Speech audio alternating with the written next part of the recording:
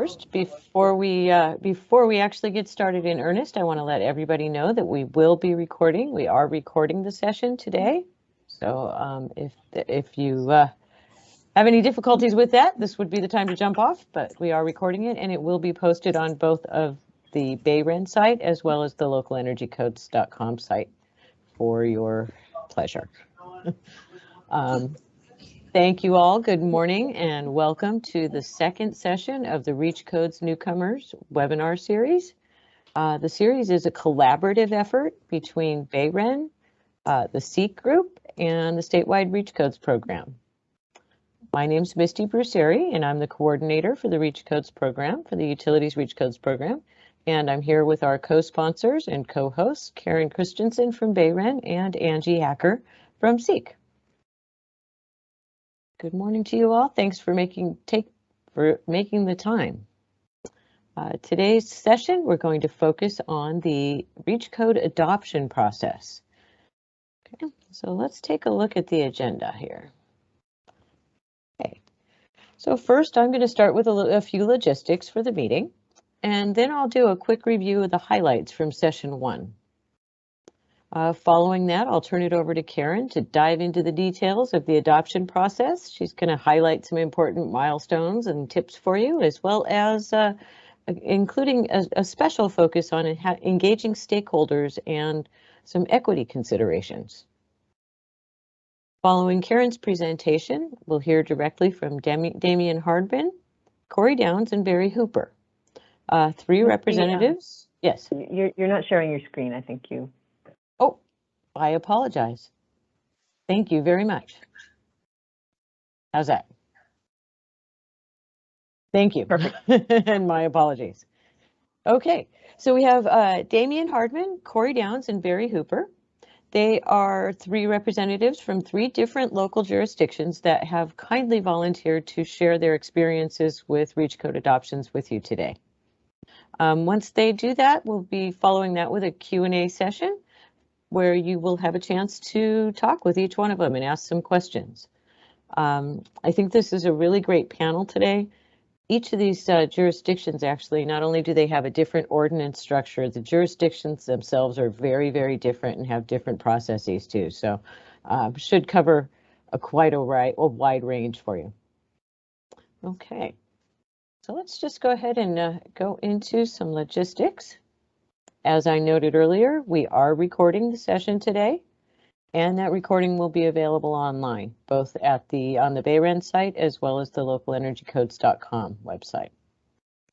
We're going to pause during the natural breaks for questions in the presentation, and we ask that you raise your hand during the presentation to ask for clarifications or things like that. We will answer short questions if we can stop in the flow. But otherwise, we will stop periodically to answer questions. And if you have something that is just more of a comment or maybe a more complex question, you could put that in the chat. We'd really appreciate that. And then we'll get to it when we pause. Okay. So just a quick reminder about the purpose of this webinar series. Our objective here is to provide background and technical information for local government staff that are new to the Reach Codes process, to give you the tools you need to get through the process. We are not encouraging any particular type of a Reach Code. We're not discussing how to advocate for a particular Reach Code or even for any Reach Code. We're not going to get into any technical calculations or details today. And we're also not going to talk about compliance with the Reach Code at this point. We do have a session that will be focused on implementation, and that is later this year in September. And so we will talk about those kinds of things then when we get a little bit closer. Okay. Before we start, though, we'd like to do a quick little poll, if that's okay with everybody. I will drop that in the chat. I'd like to just find out who's in the room with us. Who are we talking to today? Grab that. And if you would be so kind as to click on that link and answer there's 2 questions there. We'd really appreciate that. And I'm going to go ahead and switch tabs.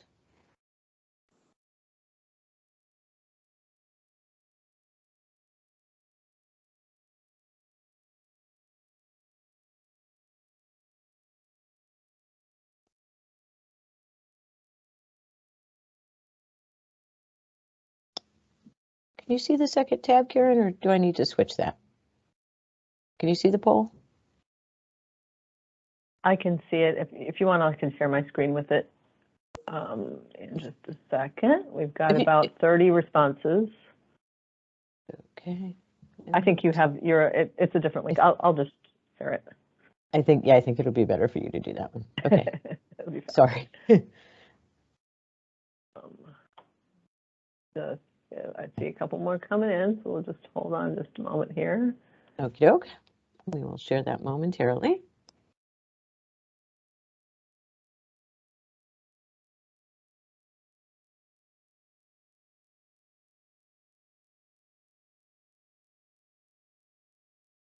All right, let me share my screen.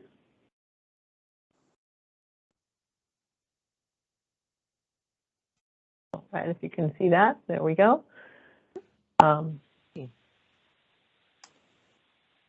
like we had most folks on the call responding. We have 47 responses here, and definitely a majority are local government representatives, as well as some regional and state government. What's our biggest one? We have some consultants as well, and other. We have a couple of utility reps as well as others. Looks like so our biggest groups are the local government, utility, and consultants. Okay, thank you very much. And it looks like we've got about half the folks from the Bay Area and a pretty good split around the rest of the state here, with 20% or so in Southern California. And then what do we have? About another 12% in the Central Coast, and a few others scattered around. So pretty good mix across the state. Okay. Well, thank you all very much for doing that poll. We really appreciate it. We go back to the presentation here, and we can go ahead and get on with the topic. Alrighty. Okay, I'm going to do just a quick review from session one.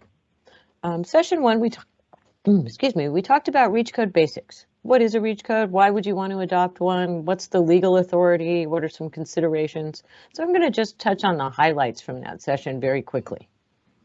A reach code is an amendment to the building code. California State grants the authority to local governments to make amendments to the building code, provided those amendments meet certain requirements. As the amendment's tied to the building code, it has to be readopted with each new code cycle, which is every 3 years. So you have to make sure that the amendment is tied to the current code. Any amendment has to be more restrictive than the state code. It can't be less. You can't make an amendment that allows people to get out of a requirement. Okay. It has to be more restrictive. And the local government also has to make findings that the reach code is actually necessary, that there's a local need for that reach code, either based on climatic, geological, topographical, or environmental reasons. And lastly, you must file that ordinance with the California Building Standards Commission before it's legally enforceable. Okay. Now, there are other policy tools that are available, such as amending a health and safety code and using police powers or other things, but we are not focused on those tools today. We will be talking about those in April.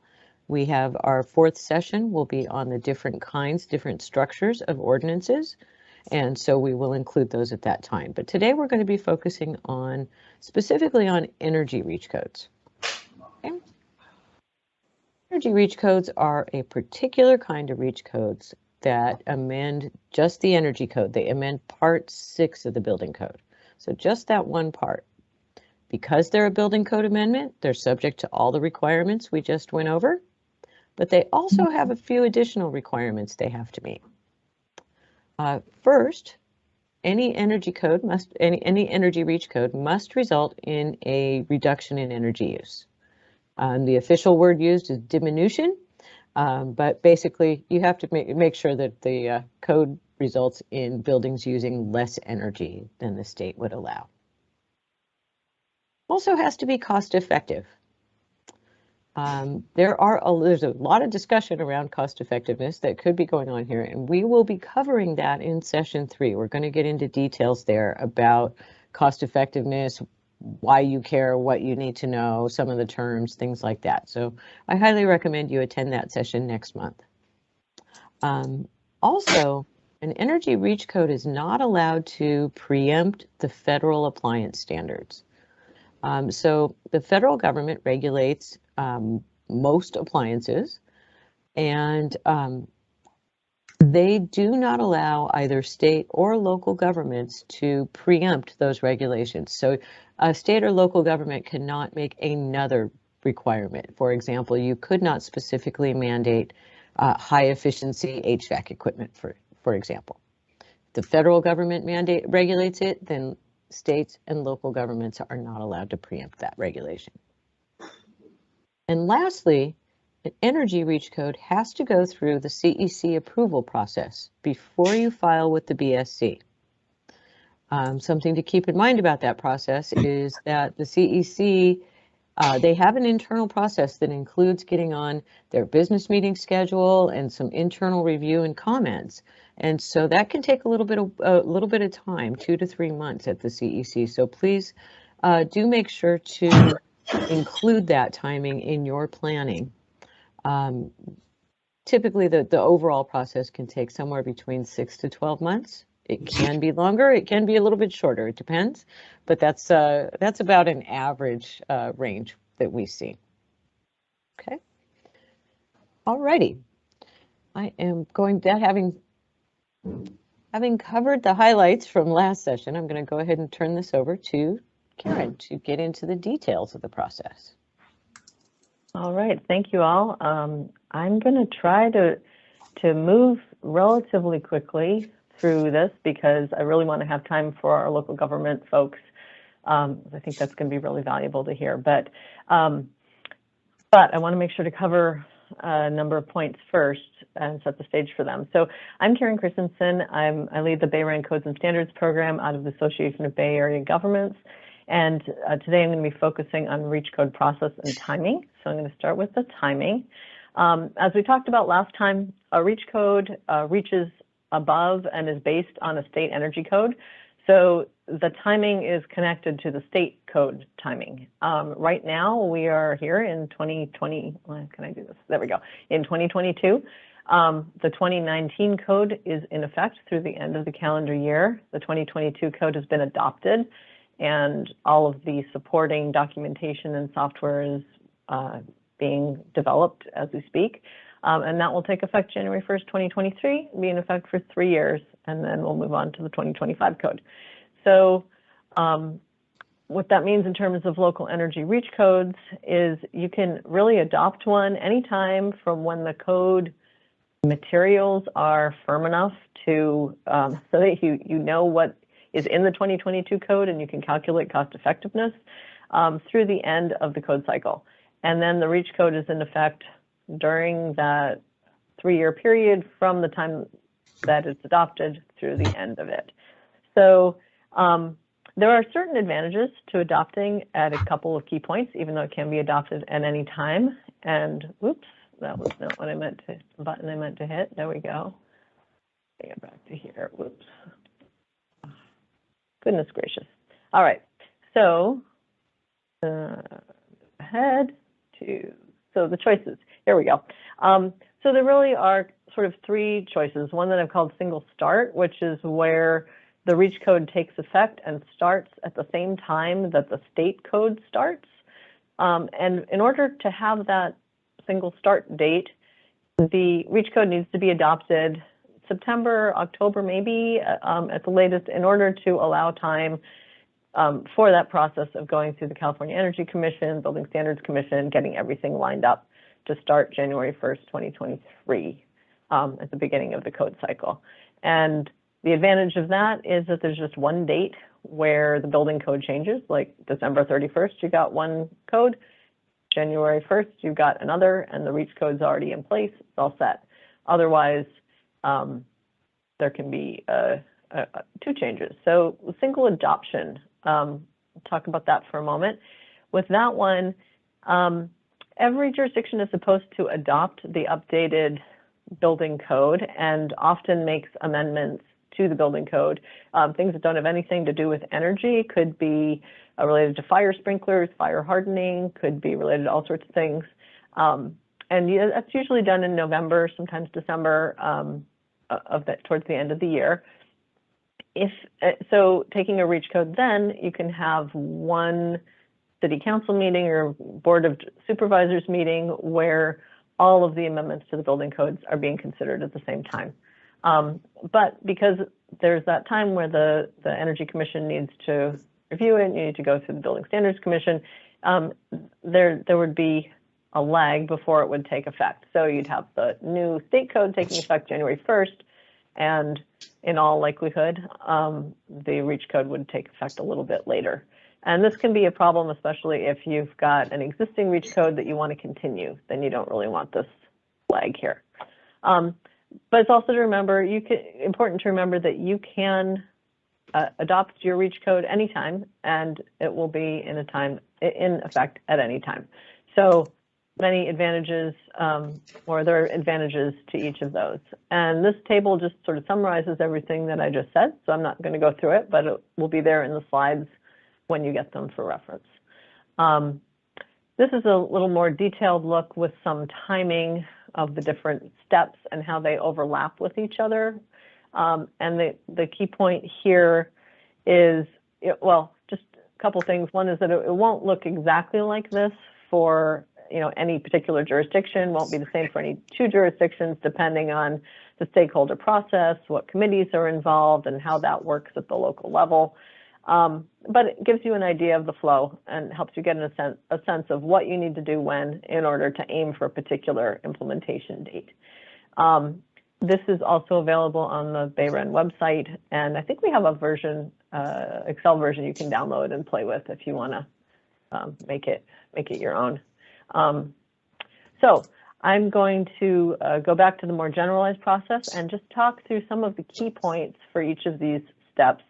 And I'm going to start from the end and move to the beginning because, frankly, I think some of the end ones are a little less complicated, but there's important things that you want to keep in mind even at the beginning. So helpful to see where you're headed. So start with implementation. As Misty said, we're not going to talk very much about compliance or implementation until we get to session 5, when we're going to focus on this. But just important to keep in mind from the start that once you've developing and adopting your REACH code is a huge undertaking. It can take a lot of time and effort, but once you've adopted it, you haven't actually achieved any of the goals of the REACH code itself to save energy or reduce greenhouse gases. That doesn't happen until it's implemented. So the implementation is really important, and in a way, the adoption is just the start of that process. It's not always as simple as you might think. There can be time and staff constraints, lack of information. So having someone who can really champion that and keep an eye on it while going through, provide information and support, and track the results, like, is it happening the way it's supposed to, can be really helpful. So as I said, we'll get to that and more on that in September when people are more ready for it, but just want to put it on people's radar screens. And then, but before we get to implementation, there's the state agency review and approval. One is to the California Energy Commission. All local governments need to submit REACH codes to the Energy Commission. And this slide lists the materials that are needed, include the adopted REACH code, the findings and analyses, including information about cost effectiveness, and a finding that the local energy standards will require the buildings to consume no more energy than permitted by Part 6. That's what Misty was talking about. You can't have a REACH code that's less restrictive than the state code. and then relevant CEQA documents, usually a neg deck, but it can vary. And the Energy Commission will have a comment period and will act on the REACH code at a business meeting. The local governments also need to send the REACH codes to the Building Standards Commission. Their materials are similar, a little different. A cover letter, an adopted ordinance, some findings, including the finding that the amendment is necessary because of local climatic, geological, or topographical conditions, and the justification for that. And that can all be in the ordinance or the staff report. The BSC doesn't act on REACH codes the way the CEC does, but they will just let you know if there's a problem. Like if you don't tell them if this finding isn't made, you'll get a letter from the BSC saying, hey, we didn't get that finding. Can you give it to us? So you do have to file it with them and they will review it.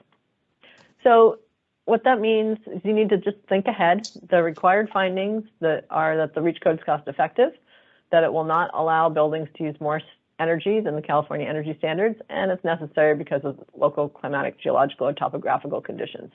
These conditions, they don't need to be unique to your jurisdiction, just because of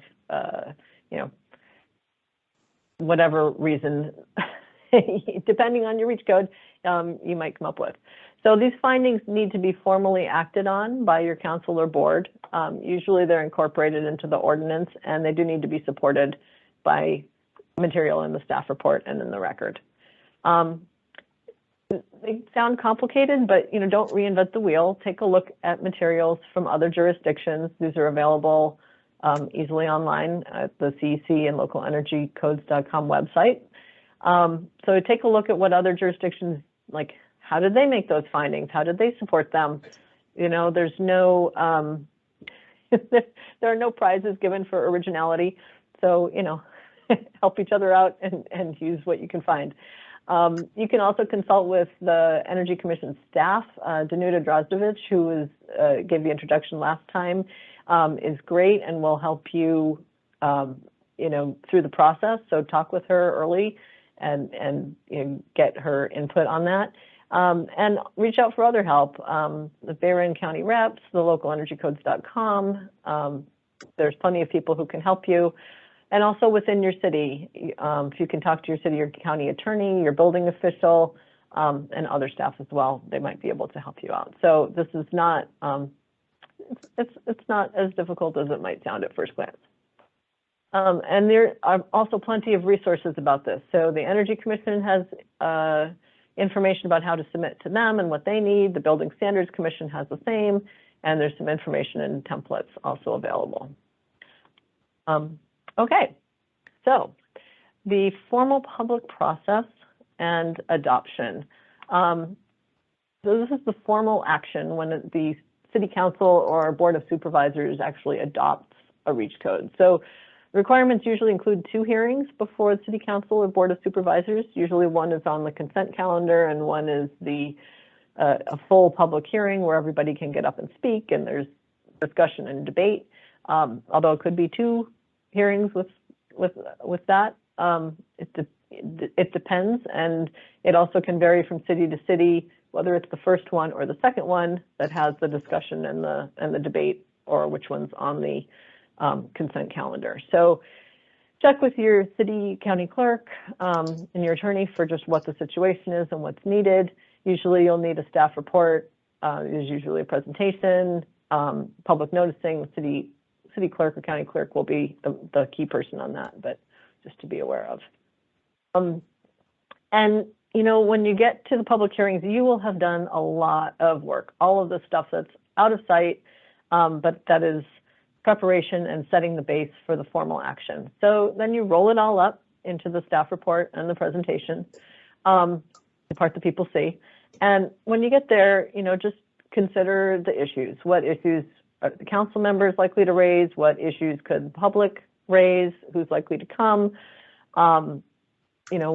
What questions do you think might come up, and are you prepared to answer them? Double check you have all those findings in there and all the requirements are being met. And again, take a look at the staff reports and presentations from other jurisdictions. And what you're aiming for is a clear report that sets forth the key issues and considerations, meets all of the legal requirements, and originality is not necessary. So use the help you can get. All right, any questions so far? Anything in particular? I'm trying to move quickly, but I think it's pretty straightforward. I can't even see if there are questions. We don't have any questions in the chat yet. No questions. All right. Okay, well, I will move along then. That's great. So to the first part of the process, the reach code development, these 4 steps are really quite intertwined, so I'm going to talk about them all at the same time: identifying the goal, technical information, developing the proposed reach code, and then the stakeholder input and public process. And then I'm going to tease them apart to go a little deeper on each one. But the first thing I want to do is just clarify that, this looks very orderly going from one to the next through this process, but in reality, it's often a little messier. These things feed back to each other, and it can be sort of an iterative process. You're looking at, what's the policy goal, what makes sense, and what's possible legally. You're looking at what are the public concerns, and these all relate to each other and roll up together to create the, they all feed into the proposed reach code. So you might have one idea, this is what we want to do. Well, actually, this is what's possible. This is what the public is concerned about and what they really want. And this isn't feasible. And how does that relate to the goal and technical information? And then you end up with your proposed reach code. So they are all, as I said, related, and it's not a linear process in any way, really. So the policy goal, some possible goals could include like climate, lower utility costs, energy reliability, resilience, health. And where does the policy goal come from? Sometimes you'll have direction from your city council or your board. Sometimes you'll have a local sustainability commission or a committee, and could also get it from a climate action plan or a general plan, climate urgency ordinance. It's important because a reach code is a tool, so part of the process is making sure the tool will help you get to where you want to go. And so to do that, you need to know where you want to go. You need to know the goal that you want the reach code to help your jurisdiction achieve. Because the goal isn't just to adopt a reach code, but to adopt a reach code that will do something for you. So that's one of the early questions is what is it that you're trying to do? What is it that you want the reach code to do, or whatever tool it is that you're going to use? And then you want to look at what is possible.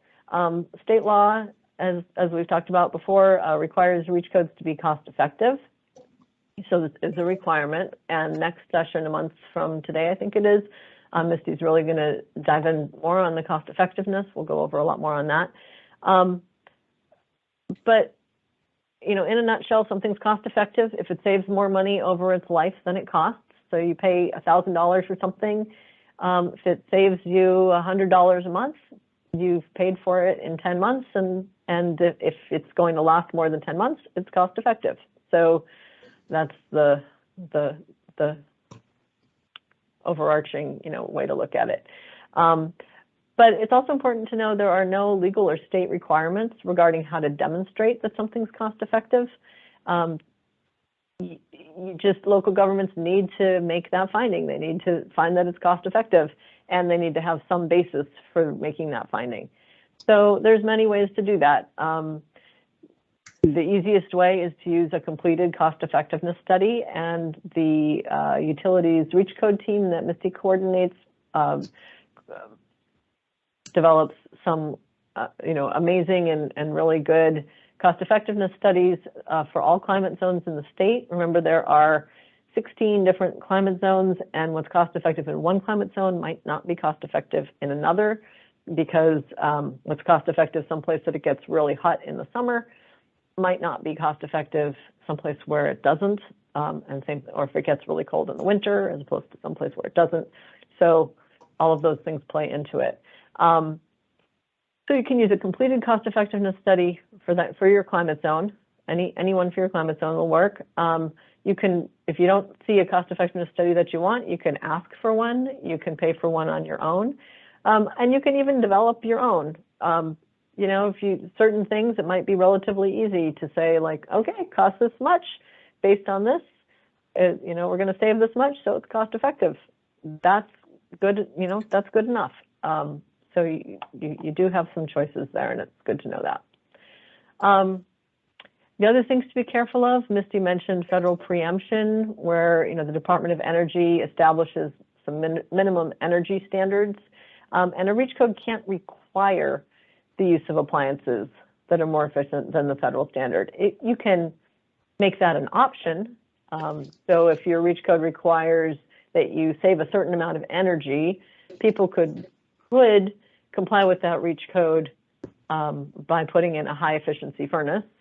But you can't require that they put in a high efficiency furnace. There has to be, and you can't require it even indirectly. So there has to be another way for someone to meet to make that amount of energy savings. If the only way they can save the amount of energy that you're requiring them to save is by putting in a high efficiency furnace, then you've got a problem with federal preemption. So there always has to be a path that doesn't require the use of more efficient appliances than the federal standard. So that's just a fine point that gets confusing sometimes. And then the other thing to look at in terms of what's possible is what makes sense given the local conditions. So, you know, what's your building stock? What are the anticipated projects? Even looking at your demographics. If you've got a jurisdiction where you're looking at a new construction, single-family home REACH code, but there are only 3 new homes built in your community and all of the new construction is multifamily buildings, then there's a mismatch there. And if you want to achieve your goal, you might want to look at something that relative to multifamily buildings, because, you know, otherwise you're spending a lot of time on something that's not going to get you a lot of bang for your time. So you do want to look at your local conditions as well. All right, and then moving on to the stakeholder part, public concerns and public input.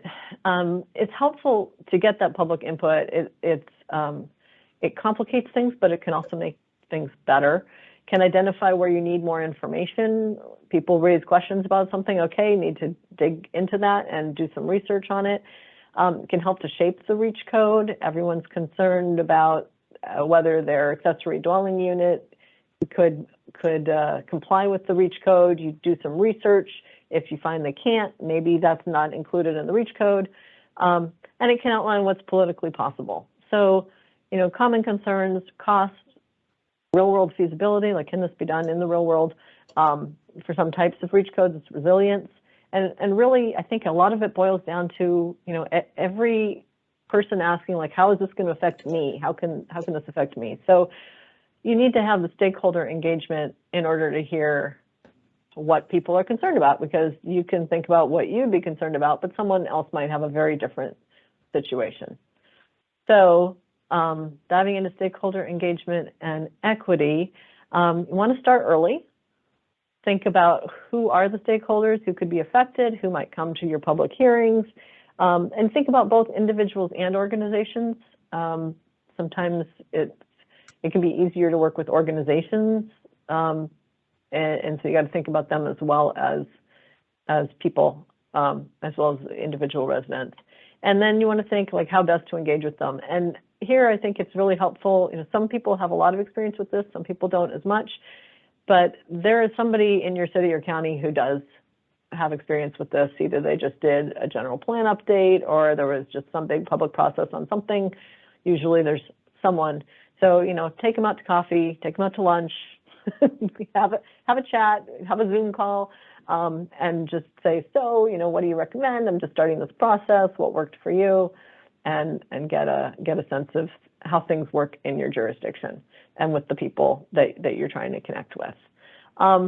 You want to think there's a lot of different stakeholders for reach codes. Some internal, you've got, a city or a county is not just one place, but you've got your elected and appointed officials, you've got sustainability staff, building department staff, public works staff, you've got, planners and so on. And then you've got all the external stakeholders, architects and all the folks listed here. I just want to mention or highlight environmental organizations. I think a lot of times there's a temptation to think, like, I'm doing this green reach code, this reach code to saving energy, reducing greenhouse gases, so all the environmental organizations are going to be behind it. But you want to talk to them early, because sometimes they might want something much more aggressive, and they might come to a meeting and oppose a reach code because they think it doesn't go far enough, or they don't like how the approach. So you want to talk with them early and get them involved with the process so you can hear what the concerns are. Okay, so a couple equity points. This was a presentation Katie Van Dyke did on the City of Berkeley existing buildings electrification strategy, and I stole this from her slide deck because I thought it made a really interesting point. They did meetings with, the blue line here is the public meeting. So it's a standard public meeting where you say, we're going to have a meeting on this, and you notice it, and you maybe put it out on social media and everything, and you say, come to this public meeting down at City Hall. And then the green lines was a Green the Church meeting where they went to a church and had a meeting there with the people there and asked this question: what's your long-term priority? With three choices: housing affordability, energy costs, and climate change impacts. And you can see how the responses they got were quite different depending on which meeting they were at and what people were most concerned about, housing affordability versus climate change impact. So what this really illustrates to me is who you talk with can really affect what you hear. So you need to consider that when you're figuring out who to talk with. And then other kind of equity, looking at the outcomes, distributional equity. It's good to think through, how could different people be affected? Would some people be affected more than others? Can you structure your reach code so that you are not affecting one group more than another, especially historically disadvantaged populations, seniors, people with disabilities, et cetera? So especially if you're working on existing building reach codes, equity is key and challenging. So it's important to consider these and address the equity issues from the start. So that was a lot of stuff. I'm going to pause here for any final questions about anything I've talked about so far, and then I want to move on to our local government panels. You can hear about folks who have done this in the real world and their experiences, and we can have we'll have another question and answer session after that. So, any questions?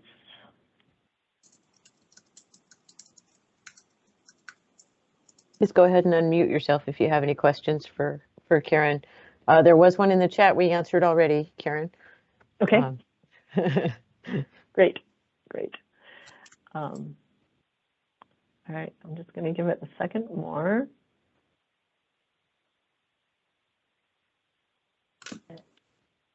All right, and then actually what we'll do, it's 10:43. I really do want to have enough time for this, but let's take a literally 2-minute break, come back at 10:45, and then we'll start with our government panel. Okay?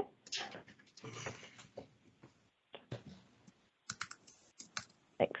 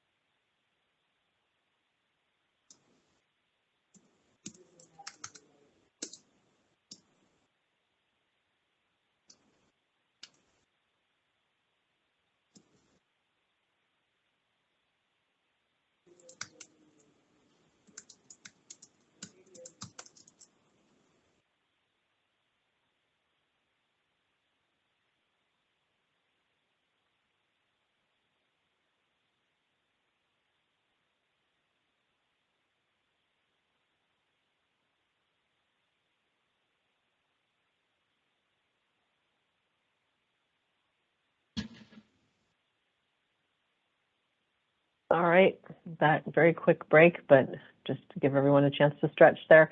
All right, so really excited to hear from local government staff who've been through this process. They volunteered to share their experiences, and excited too that we have a variety of climate zones from Contra Costa County, where they've got climate zones 3 and 12, and 12 gets quite hot in the summer, to Chula Vista, climate zone 7, which is pretty mild year-round, and San Francisco, which is also pretty mild, although in a slightly different way. So there's also a variety of reach codes, but I'm going to let them talk about that. But first, I want to pass it to Angie Hacker of the California Climate and Energy Collaborative, who'll be leading this part of the webinar, moderating the panel discussion, and introducing the speakers. So thanks, Angie. All right, well, good morning, everybody. It's so nice to be with you. I just get to play the fun role of being a moderator, and Karen has just done such a nice, and by the way, such a clear and easy to follow job of walking you through the process of a reach code. And now we want to give you an idea of what the process really looks like on the ground within communities where there's lots of different interests and people and options to consider. And so we're really fortunate to be joined today by 3 knowledgeable speakers: Damien Hardman Saldana from Contra Costa County, Corey Downs from the city of Chula Vista, and Barry Hooper from the city and county of San Francisco. They're each going to present for about 5 minutes on their experience developing reach codes before we move into a Q&A. So I just want to remind you, just be really active. Whenever you have a question, drop it in the chat. We're going to get to those at the end after the presentation. So let's go ahead and start with Damien. So Damien is a senior planner with Contra Costa County's Department of Conservation and Development, where he designs and implements energy efficiency programs.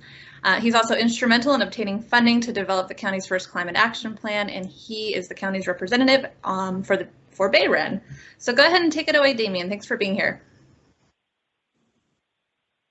Great, thank you. And let me get my slides up. Give me a second here. All right, can everyone see that? Yep, looks good. All right. Perfect. All right. Well, I've been introduced, so I will skip that part, and I only have a few minutes, and I have a lot of content to cover. But we did adopt our first ever reach code. So for us, this is really new. It was a new experience for us, for our jurisdiction. And just some context, our county is just the second jurisdiction in its county to adopt a reach code. The only other jurisdiction is the city of Richmond in western Contra Costa County. So before I get into kind of the details of what our reach code does for new construction, I did want to talk a lot about kind of outreach efforts and public input and kind of how this whole process kind of got started. So back in September 23rd, 2019, was kind of we had a meeting about another issue that the committee then started talking about building electrification for new construction, and they requested that we come back at a future meeting, which we did in February of 2020. We gave them some initial research, and I got kind of a pulse from our Board of Supervisors Sustainability Committee on kind of what they wanted to see in terms of, and at the time, Berkeley was being, I think, sued for their gas ban, and we were like, okay, well, on the restaurant issue, so they were like, well, we're not sure about restaurants, but see whatever we can cover in terms of what cost effectiveness studies were available at the time. So went back, did all my research, came back in May. In between that, we adopted a climate emergency resolution, which included policy for electrification and for new construction, which helped me and our elected officials moving forward with this actual proposal. So in May was a very technical report to the Sustainability Committee about the process, cost effectiveness, all the fun stuff Karen just covered in terms of like what's needed to adopt. What was neat was I didn't really have to make the environmental case for this or educate our elected officials on the issue. They seem to be very well versed in terms of the environmental benefits of building electrification and knew that this was one of the tools in their tool belt to address climate change. So it was more about process, more about what's needed the CEC and what the elected officials felt comfortable doing in terms of their process. Now, who was involved? There was one supervisor in particular that was passionate about wanting to move this forward, and having the recommendation come from the Board of Supervisors Sustainability Committee to the full board was very helpful in terms of this project. It was extremely controversial. There were times at which staff thought that it may not get passed, but it eventually did, and we had an exhaustive outreach process. We were also asked to outreach to the Building Industrial Association, which is a key stakeholder, to get their sense on what they thought, and that's in the slide there. And then the East Bay Leadership Council as well, to get the business interest side in terms of what their issues were on this REACH code. So that was really helpful because they ended up submitting a formal letter at the public hearing, and we were able to address a lot of their issues, which was really helpful. So what ended up being addressed? One key thing is everything listed here is actually what the specific cost effectiveness studies. So we had cost effectiveness studies on all residential buildings, which was really helpful. So that was easy to include that, as well as detached accessory dwelling units. And then the non-residential was interesting because we decided as staff that we would just recommend buildings that were specifically called out in the cost effectiveness studies and not in the non-residential, and that's hotel, office, and retail. We didn't feel comfortable like including restaurants or any other things because the actual cost effectiveness studies only covered hotel, office, and retail, even though a lot of other jurisdictions were using it, that non-residential study, for all other types of non-commercial uses as well. And that was just to, I think, feel comfortable about how we were making a determination on cost effectiveness and for our elected officials. Key thing is it allows the use of backup power sources to be fossil fuel operated. That was a big issue. That was a super controversial issue. And then exempts projects with vesting rights, which was a actual legal request from our attorney. That being said, what were the major issues discussed? Grid reliability. Huge learning curve for me to learn about grid reliability. I had to do a lot of research on what the CEC does, the CPUC does, and what SB 100 is about grid reliability, the state's policies on all of those things, and had to rely a lot on the CEC reports on their midterm reliability analysis to make some of our elected officials feel comfortable about adopting this code because of public safety power shutoffs and climate change, other issues. So that was a big thing, and hence the number 2 item there, to allow use of emergency backup power to be fossil fuel, particularly in our rural areas in eastern Contra Costa County. That's it. I know that's a lot of content to cover, but hopefully that's helpful. We are a very diverse county. We have 2 different climate zones. We're not swaying one way versus another way in terms of our political spectrum. It's kind of, it's very middle of the ground a lot of the times. So to get something passed by our county like this was quite a feat for us, and it's exciting for us in terms of meeting our environmental goals. And I would say that our environmentalists start talking with them early on. I started talking to them very early in the process to kind of lower expectations. That was a key thing, and that's not shown on the slide, but before we even went to any meetings about this issue, I actually started talking to environmental groups, which were out of our sustainability commission. There were some environmentalists in that commission, and was able to kind of get the word out about what the expectations were. And that was helpful in terms of moving this through the process. But I'll end there.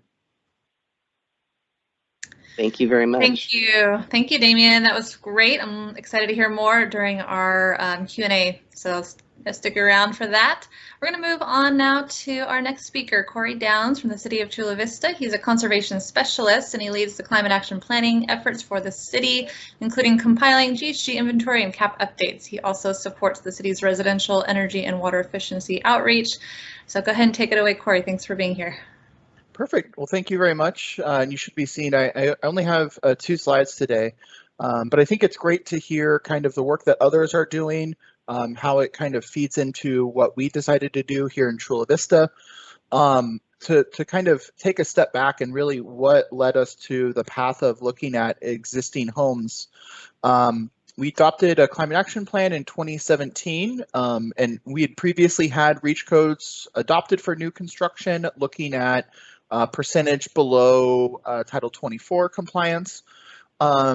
We had looked at electrification a little bit, but we have Climate Zone 7 and actually Climate Zone 10. And one of our climate zones, the electrification wasn't cost effective. And so that made it a little bit more challenging for adoption. And we also had a grant for looking at energy efficiency. And so kind of once you put all those together, we have a significant building stock of existing buildings. And so since we'd had REACH codes for new constructions, it seemed like a natural kind of progression to bring some of that to the existing buildings. That being said, since it wasn't our climate action plan, there definitely were some groups who wanted to engage early on this ordinance. One notably being the realtors. Anything I think with existing building, you'll definitely want to make sure to engage with the realtors. They're often very vocal, very connected with a lot of community members, and so we made a decision pretty early. I believe it was actually in our climate action plan that said, look at existing buildings, in parentheses, not point of sale. So, if that's not necessarily a restriction in your community, that's another approach to go. But with that kind of stakeholder feedback, we really looked at what triggers we had as a local jurisdiction, and our, the existing building significant projects was a big one for us. And so what we adopted was an ordinance that requires homes built before 2006 that are performing additions or major remodels. And that was kind of how our codes worked. I know it works differently in some jurisdictions. To also perform energy efficiency upgrades. And this was really rooted in the energy efficiency, which I think was somewhat of a benefit because, generally energy efficiency, as long as it's cost effective, it's really popular. It's a very, it's not necessarily new technologies. It's, a lot of attic insulation. We had some light bulbs and some other stuff that people were pretty familiar with. I do have, if anyone's interested, there's more details on the website that's listed up there. One thing I just wanted to mention is we have the graphic that we put together, and for existing buildings, where you draw that line. I know some other jurisdictions, it's a dollar amount, and I also think that if your permits are set up that way, that makes a lot of sense. But where you draw that line is really important because a majority of the feedback or a lot of the pushback that we had against the ordinance was for items that weren't actually included in the ordinance. So the one I always kind of chuckle about is if you look on there, it says adding or moving a kitchen island does not trigger this requirement. And we added that in there because we got someone who came to City Council and was talking about how it's inappropriate to have this be something if you just want to move your kitchen island. And we said, well, that's not a structural change. That's not actually covered. And they said, well, it doesn't say that anywhere in the ordinance. And so, sometimes it's good to be specific that that's not in our ordinance language, but it's in our customer facing materials about the ordinance. So sometimes it's a little bit good to be over specific, especially with with existing buildings. That's something that is a little bit new for a lot of jurisdictions. Our development services staff had a lot of questions about how this will be implemented. Stakeholders had a lot of questions. So the more you can communicate, the better. And then I'll also say our ordinance is currently not being enforced because it is new to our development services staff. They were going through a software change as well as COVID on top of that and going to in-person, remote.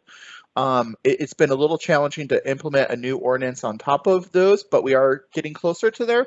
And so, one thing I think is always great is just make sure to connect with development services, and they're your internal kind of they're your partner on the implementation of these ordinances. So the more resources and feedback that you can take from them in the development process, the better.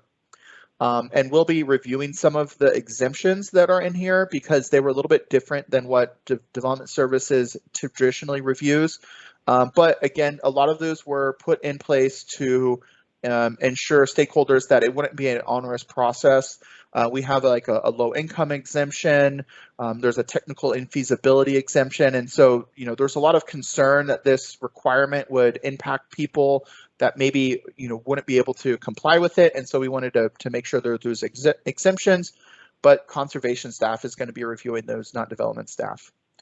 One other thing that I'd like to mention is a new tool that has been promoted or been adopted or presented since our ordinance has been adopted, and that's the Explore Cost Effectiveness tool. So our ordinance as adopted is pretty prescriptive. An LED light bulb measure is the same as a heat pump water heater measure. We know that's not the same impact, but we just didn't have the technical ability to kind of model all of those. But the local code Cost Effectiveness Explorer does all of that for your climate zones. And so now what we're moving towards is a more flexible approach that provides more impact or more credit for the deeper energy saving measures. And so you can kind of see here in each different building vintage, they'll need to reach up to a target score, and that score can be changed on the website too. So we were able to kind of scale it down to where it aligns with what we presented to City Council. And we also have some language about changing the measures. And for existing buildings, I think this is really important because technology is definitely going to change throughout your implementation. And at least for us, it was a challenge going through City Council. We presented to two committees or commissions in preparation to City Council. And then we went to City Council 3 times, presented twice. One item just got pushed. But the other time we presented, they had some feedback. They wanted to see more flexibility. And so we started going down this route. And this is kind of keeping with that path.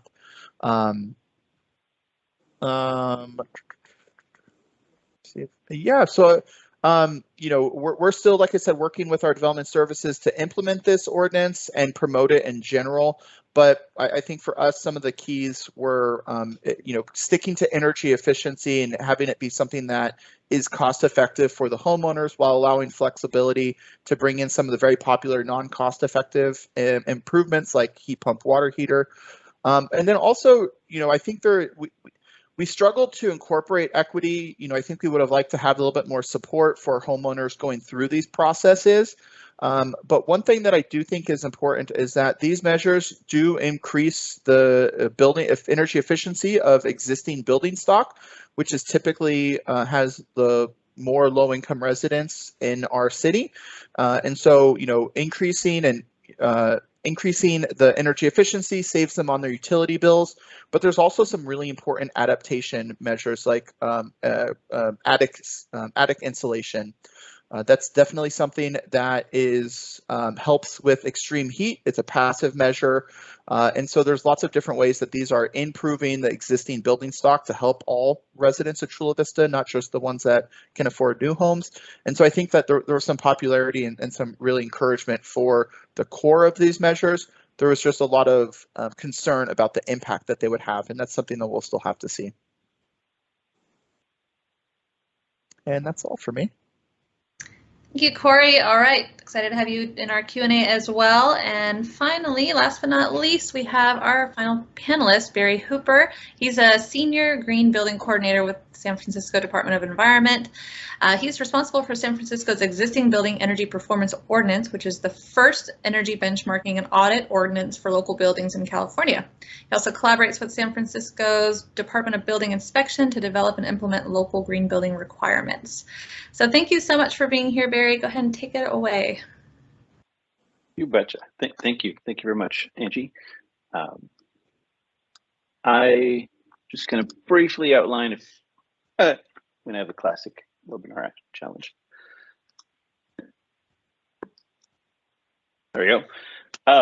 In San Francisco, we've had reach codes since 2008 and have both renewed or amended those reach codes regularly since then. And pleased to introduce you to my dog, Oliver.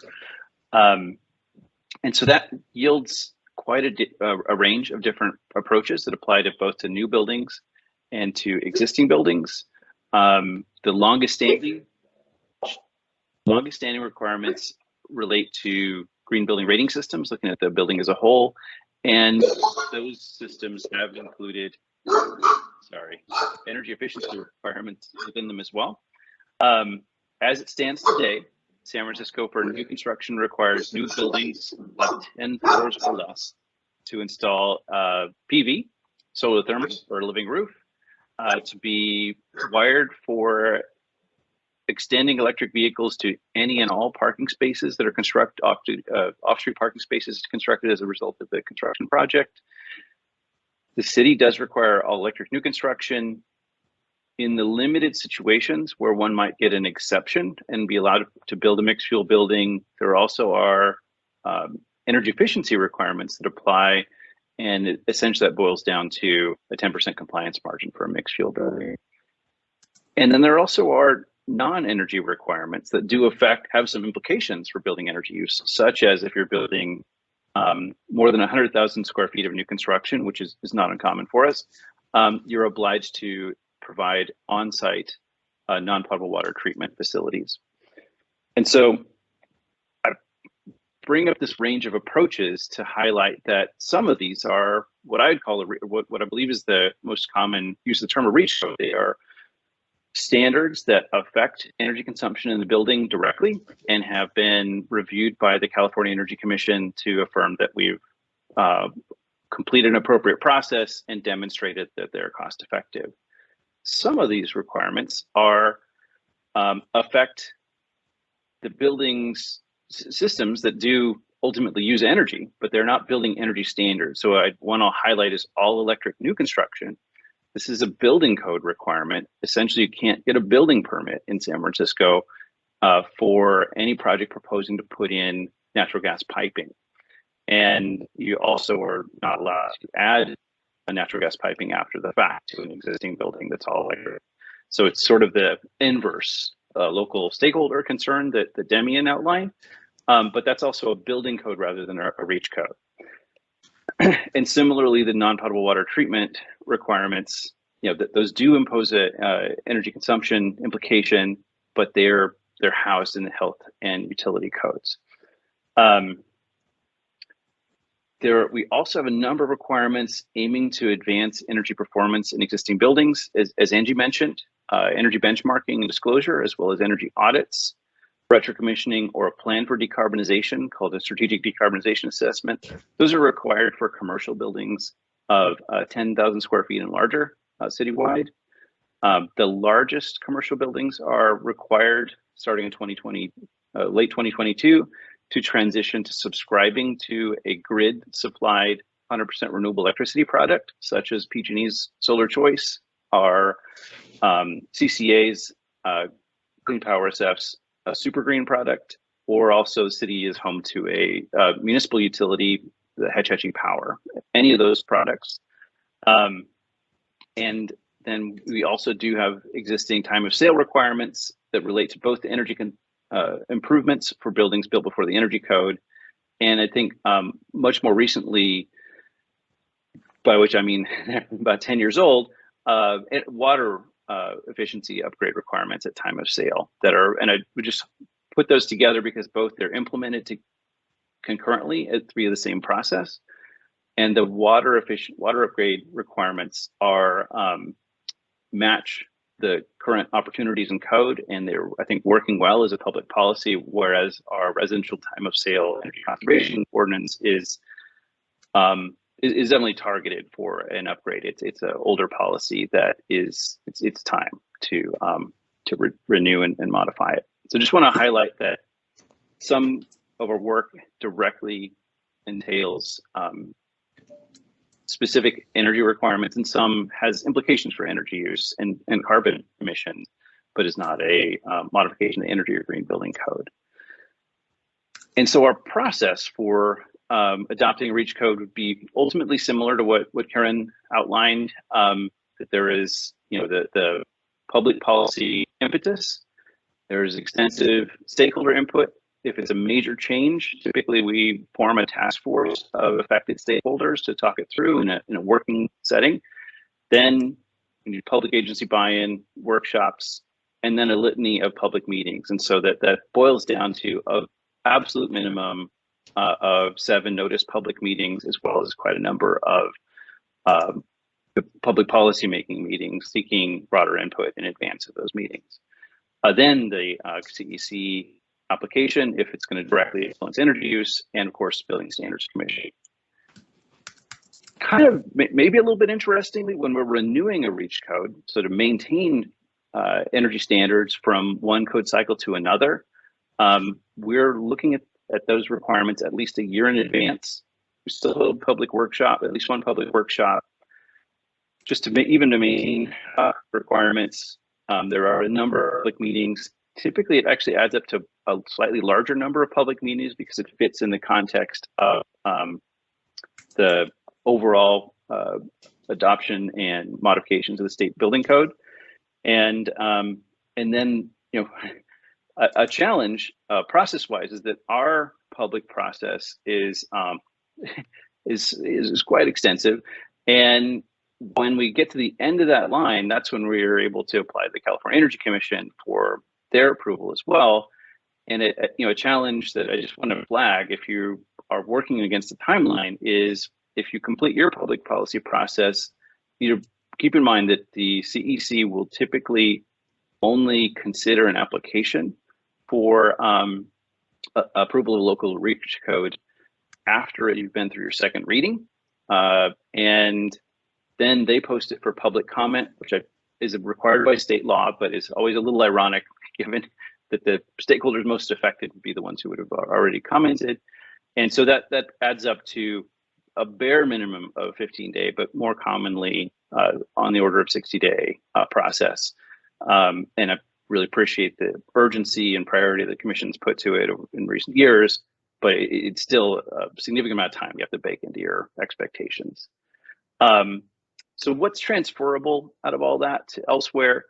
I think there's a couple really key points. And one is that it's just helpful to differentiate between local public policy making priorities and absolute requirements of state law.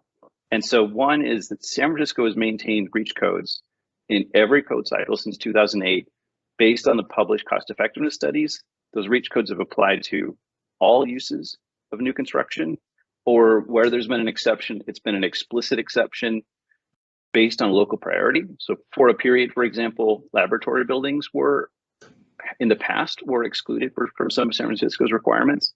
And so we have, by contrast, REACH code studies look at the types of uses that are both recognized to be common statewide, because there's an investment of money in developing the study and we make sure that is impactful. But it's finite, the number of uses that get studied. And so as a result, we have duly adopted and implemented regulations based on findings of cost effectiveness for a number of representative building types rather than an exhaustive list exactly matching the full list of building types. And I just bring that up because every scale of new construction does occur here in quantity. That's just a balance to be struck between what's necessary to meet the standards enforced by the Energy Commission. Essentially what they're looking for is a public process and a finding, an informed finding in a public setting of cost effectiveness, whereas your local officials may really want a little bit more than that, as some of us have been alluding to. And that just is a function of your local politics. So with that, I'll pause for the Q&A and do my best to smoothly stop sharing my screen without sharing all my emails. Thank you, Barry, and thanks to all three of you. So interesting. It's really nice to see folks from different parts of the state approaching this differently. If you're just getting started, you are probably getting an inkling of how many options you have, how many tools you have at your disposal to do things that really fit your community. So I'm going to start ticking off some of the questions that came through the chat. I want to encourage folks to continue to do that. Put your questions in the chat, or if you want to raise your hand, that's welcome too. We have about 10 minutes for Q&A. So the first one here, has anyone ever successfully challenged a jurisdiction's cost effectiveness methodologies? I found the observation that the study did not include restaurants was interesting to note. And I know that Misty actually put something in the chat here to answer that. Misty, do you want to share any more information here? And then any of the panelists can feel free to chime in as well. Hi, yes. We will be releasing a study on restaurants. We just finished that up. We'll be releasing that this week. We did not include them originally. They became a big point of interest after we actually started the study. And so they weren't included in the original scope, but we did go back and do the study on restaurants. We have found some opportunities. There are still some serious challenges in restaurants, but there are some opportunities there as well, and we'll be releasing that later this week. Just to real specifically answer that question, though, no. So a very small fraction of REACH codes have ever been subject to legal challenge at all.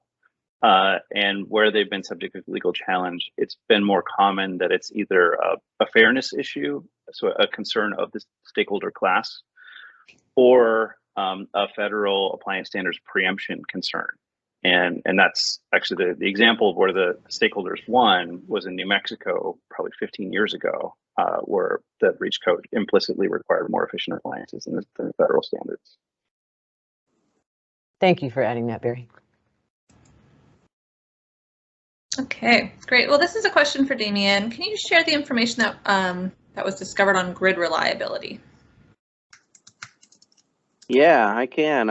I can definitely. What we should do is send my staff report for this group to take a look at. I think hopefully all my homework on that could be used across the state in terms of what the CEC has been doing, what SB 100 has to say. So SB 100 is kind of the policy from the state that says they need to decarbonize the electric grid, basically make the grid all electric and get away from fossil fuels. And then there's what the CEC process is and the CPUC process is in terms of procuring power, and the CEC's rules in terms of reliability and all their process as well. And they all have their different reports too. So it is a complicated thing, and a lot of it is outlined in my staff report, and I can definitely send that out to Karen so it can be distributed to the rest of this group, because I think it's super important information that can help frame the discussion related to grid reliability. What was helpful for us is our new construction. They wanted to know how much residential new construction was happening per year. It's about 200 units per year. And that's not a substantial amount. I mean, for some jurisdictions, that's a lot. I know in Marin County, that's a lot more construction than Marin County has in the Bay Area. But that context is helpful in terms of the policymakers making a decision in terms of its overall impact to new construction. Perfect. This makes me think, Misty or Karen, do you want to chime in here about where folks can go to find templates and staff reports and things like that? Because I know that's a lot of what you all are compiling. Sure. Depending on exactly what you're looking for, some of the easiest places to go. If you want to find staff reports from other jurisdictions, localenergycodes.com. I think it used to be, at least if you scroll all the way down to the bottom, you can see where all of they've got a map, and you can also have a table view. The CEC also has a website where you can go to the docket, and then you can get all of the documents that have been filed with them. So through either of those channels, you should be able to get like the staff report, the ordinance, and You know, and everything's online if you Google it eventually. So, but those are the two easiest places to start.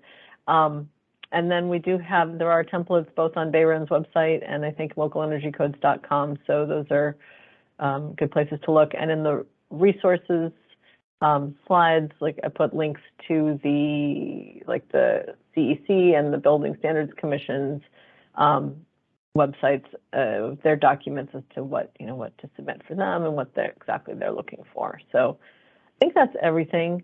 Everything I can think of right now. Misty, what did I forget? The Building Decarbonization Coalition also posts a lot of resources. They have model language as well as the electric kitchen resources and several others as well. Also a great resource. Yeah, and it's the Clean Building Compass. If you go there, and then they've got a search function and you can find all kinds of stuff. Well, you know, I think and these resources are going to continue to be brought up in the course of this webinar series because they're so important. And actually I have a good follow-up question for the panel on that.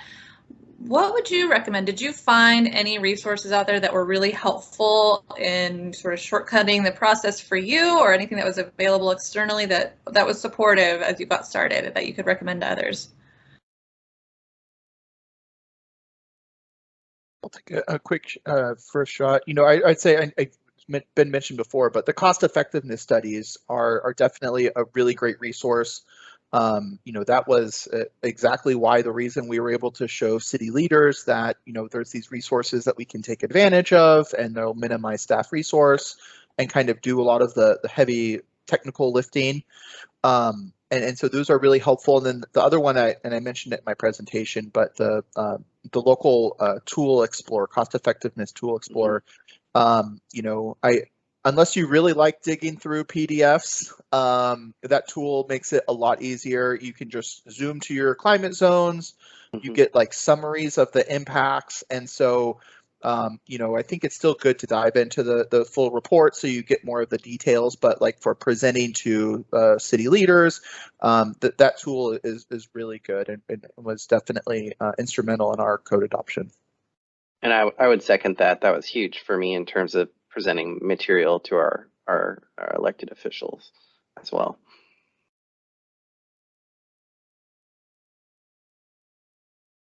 I like the PDFs. I mean, I'm so glad that the simplifying resources are available, but so a challenge that we've had is if you have requirement X on the books and now you have an additional requirement that's going to meld with it, you know, is that the exact scenario that the cost effectiveness studies studied?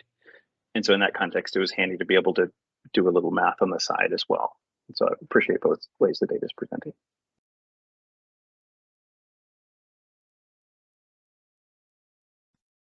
Oh, she's on mute. You're on mute, Angie.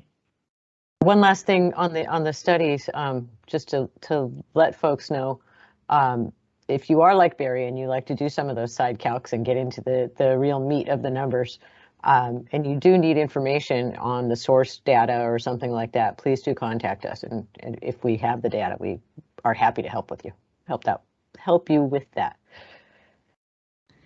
So I see some questions coming in that are more general about process that Misty is sort of trying to answer here, and I know that's going to be answered throughout the course of this series. I'm going to make use of having the experts we have on hand to talk a little bit more about their experience. And you know, now that you've worked out your REACH code, you are facing implementation. What do you know now that you wish you had known when you were starting, and what words of advice would you give to our listeners?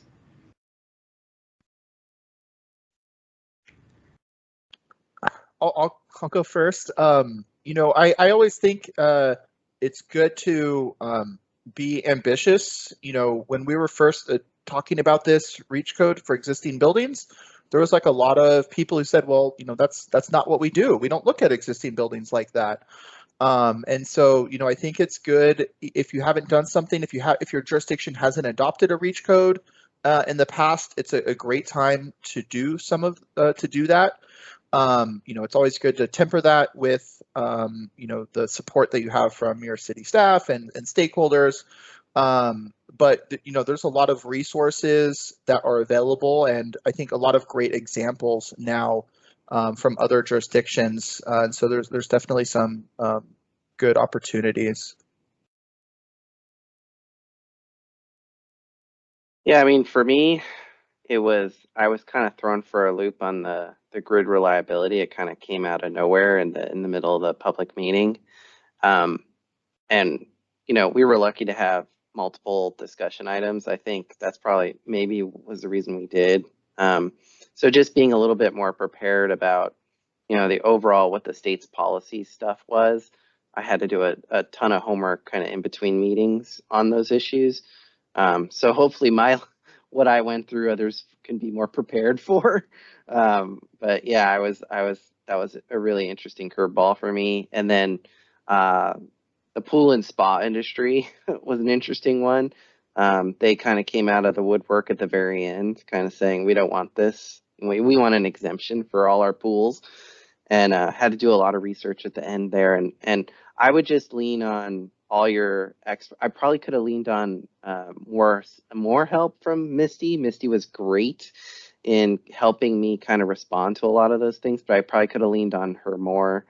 And Barry is also a great resource. If you can get a phone call to Barry, that's what I did. And on some of these technical issues that come up at the meetings, and it's okay not to know the answers to all of them, because it is super technical. This stuff can get when they start talking about different issues. So yeah, I don't know, but it was interesting. You think you got it all covered, you never do. And do the best you can, I guess. But it was an interesting experience.